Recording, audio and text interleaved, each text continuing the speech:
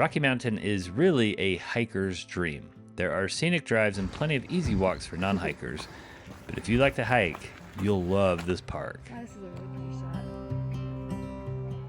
Or maybe I should say parks, because the valleys and meadows around here are called parks, as in Estes Park. This is Moraine Park. This is Horseshoe Park. The term came from early French fur trappers, and I just love that it has stuck around. These big U-shaped valleys are evidence they were carved by glaciers, as is the jagged and imposing Hallett Peak.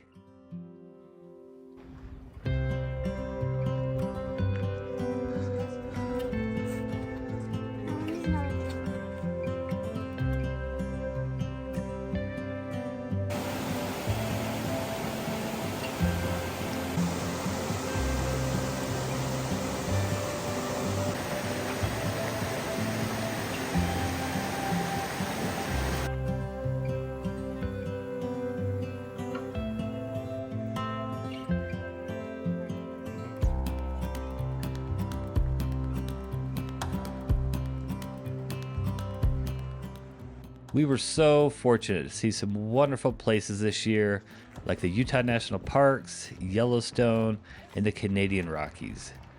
And these views right here are among my most treasured memories. This is Rocky Mountain National Park.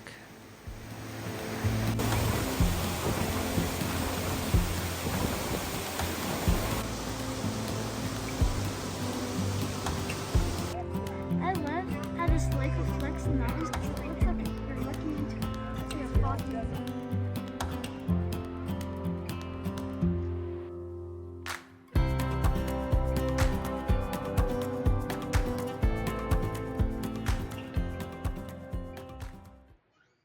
Let's give a little introduction to Estes Park, which is our home base for the next few days.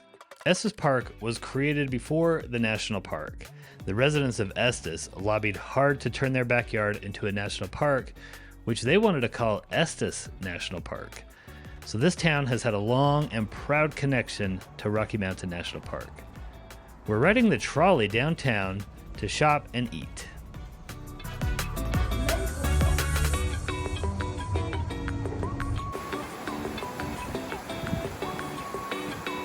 We're on Elkhorn Avenue right now. This is the main shopping center or district for Estes Park. So there's a lot of t-shirt shops, restaurants, ice cream stores. Is the original taffy shop. This place has been in business for over 80 years and they still use the original taffy pulling method, which even if you don't get taffy, you should just stop and watch it. It's mesmerizing. But Matt and I went in and we bought a few different kinds of taffy. We've got salted caramel, raspberry lemonade, blueberry, and cotton candy. And I have to say, this is not the yucky taffy they throw at you at a parade. This is the legit yummy stuff. And it's been owned by like 2 families over the last 80 years. These cute brothers are in there selling it. I would highly recommend checking out the taffy shop. They stop traffic in all directions so that people can cross the street. Only time this is legal, so we're doing it, even if we don't need to. Crossing the street diagonally.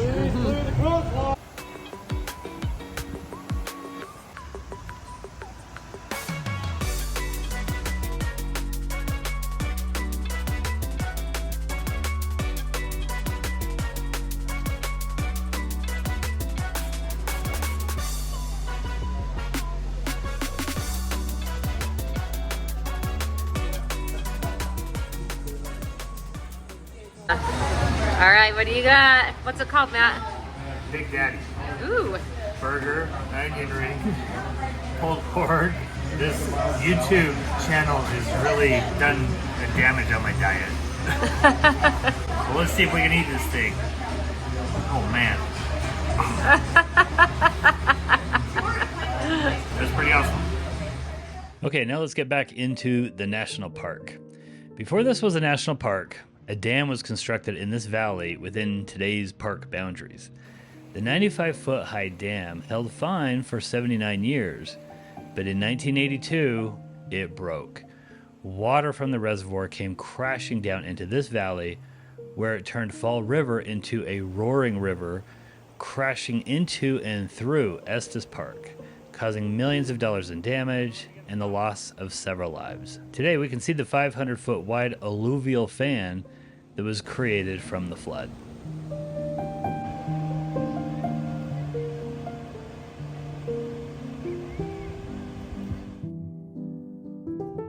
We're now entering the Old Fall River Road, a scenic drive that will take us to the top of the mountains. The narrow dirt road is one way only.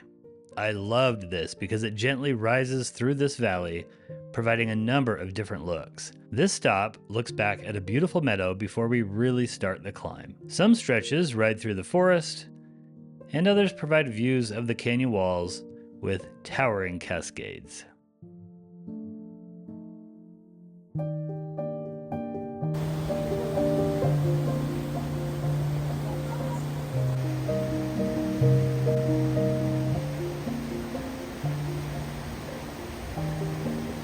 Welcome to the Old Fall River Road. This was the original road that got tourists to the top of Rocky Mountain National Park. The road received a lot of damage in the 1950s, and they thought about just ending it altogether. It was dormant for like 15 years.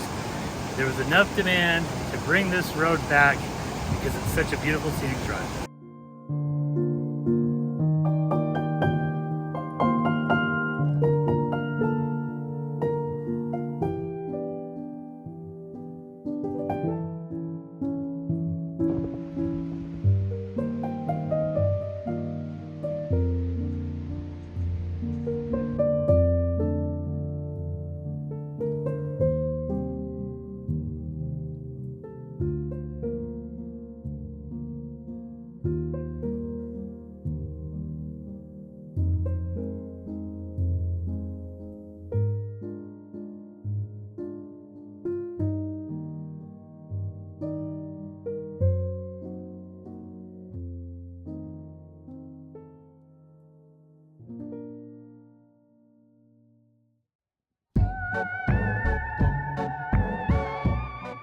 Ready for a little tingle up your spine? You can go visit the actual Stanley Hotel. This is where Stephen King came up with the idea for The Shining. And even though I'm not a horror movie fan, and I really don't believe in the paranormal, this hotel is spooky. Now, for about 10 bucks, you can just park here and walk around the lobby a little bit. But we paid for a tour, and they actually offer a few different types of tours. They have a Shining tour, they have a night tour, they even have like a seance reader guy. So if you really want to get spooked out, you can come check out the Stanley Hotel. It was a good time. So Stephen King stayed in room 217, and that's right there. You can go get your picture taken right outside of his room. And actually, people can stay in room 217, and she told us some interesting stories about room 217 on the tour. Did we see ghosts on the tour? We saw pictures of ghosts, and she told us to be looking in mirrors because they like to show up in the mirrors. The real star of the show is actually Dumb and Dumber. I mean, none of the movie The Shining was filmed here at the Stanley Hotel. Dumb and Dumber, though, was filmed here. This is so cool. So there's a lot going on right now. These are the stairs that they pull up to in their ridiculous, overpriced outfits. In the movie, they're supposed to be in Aspen, Colorado, but they're actually here in Estes Park. They pull up here and they start handing out the money like crazy. Now, today, they have actually blocked off the driveway here, and they've created a hedge maze that has to do with The Shining, because everybody, when they come, they want to know about the hedge maze. We're inside the Stanley Hotel now, and it is really cool in here. It's a beautiful hotel. These are the stairs where Jim Carrey races Mary up the stairs. Of course, he falls, he grabs her ankles. In the movie, the interior here is a lot whiter, and she said that the hotel was white in here, but then Stephen King came. Long story, but he didn't really like the movie, actually. And so when he got the rights to his own story and movie back, he came here to do a mini-series, and he said, no, we need to paint these dark. So they've actually painted all the wood in here dark since Dumb and Dumber was filmed. This is the bar where Jim Carrey says, and I don't care. Right here behind me. And then over here is the sign, Man Walks on the Moon. No way. And then he runs out the bar here. We landed on the moon! I loved driving Fall River Road, but honestly, this next experience was probably my favorite in Rocky Mountain National Park. I'm standing here at National Park Gateway Stables. They are located right on the edge of Rocky Mountain National Park. At the recommendation of one of our viewers, Old Ranger, I took my son for a horseback ride. Truth be told, I have a goal to go horseback riding in every national park I can, My ride through the hoodoos of Bryce Canyon will be really tough to beat, but this was very close. Okay, I gotta see this guy. Rebel? Yeah. Sweet. Hey, Rebel. What's up? What's up? He's a good guy. It was a rainy day, and the company gave us the option to cancel it with a full refund. But my son and I were really looking forward to it, so we bumped it back to the last ride of the day, hoping the skies would clear. The stables are outside the park, but the ride goes into the park. We got a kick out of our guide, who had a very difficult horse. Others in our group had never been before, and they also had trouble controlling their horses. Pro tip, don't ever let your horse eat grass. What's up?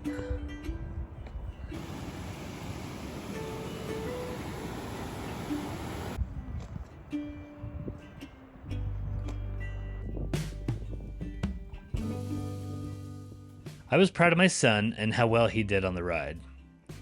Basically, we climbed up the valley alongside Fall River before circling back once we got to the top. It was near the top that the sun finally broke through, and it was exceptionally beautiful the rest of the way. Just a fantastic ride through incredible scenery.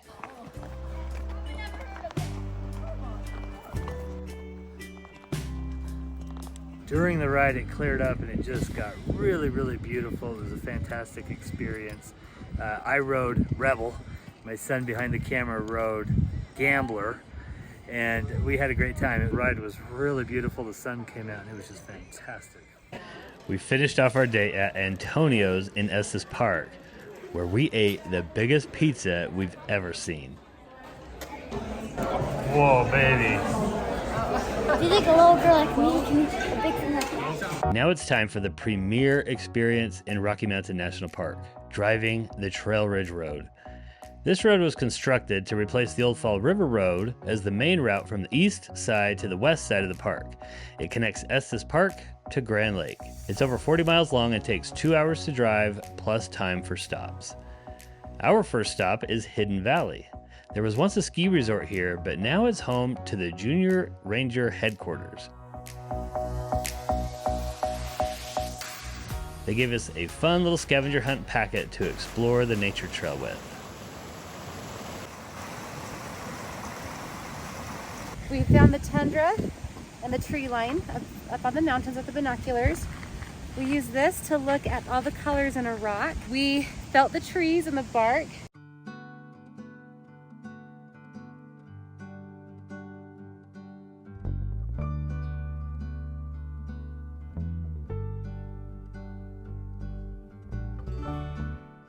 The Trail Ridge Road is different than the old Fall River Road in that it climbs the mountain quickly, then rides high on the ridge for several miles.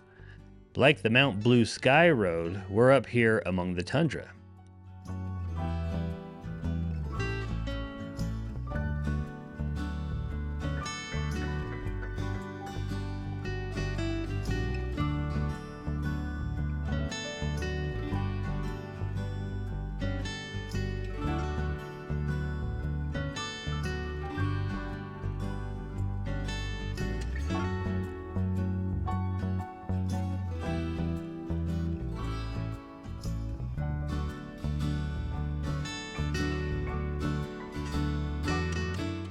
Rocky Mountain thunderstorms blow in quickly, and we found ourselves in a crazy hailstorm.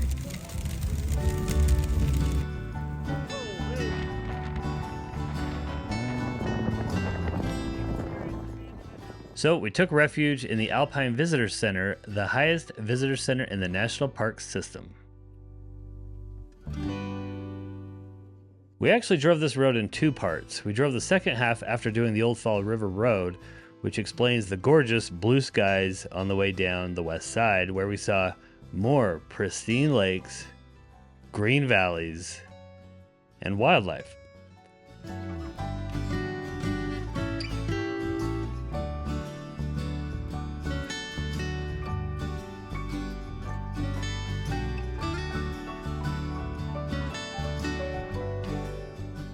This side also had some cool historic cabins to wander through, a remnant of the Old West days before this was protected as a park. If you're visiting Rocky Mountain and you'd like some help, we have a travel itinerary on our website that gives you a simple game plan for visiting the park, as well as Estes Park, including a walking tour. You can get this on our website at we'reintherockies.com. If you're looking for more great Colorado content, check out our 5 best scenic drives in Colorado or our full 9-day Colorado road trip video. Thanks for watching.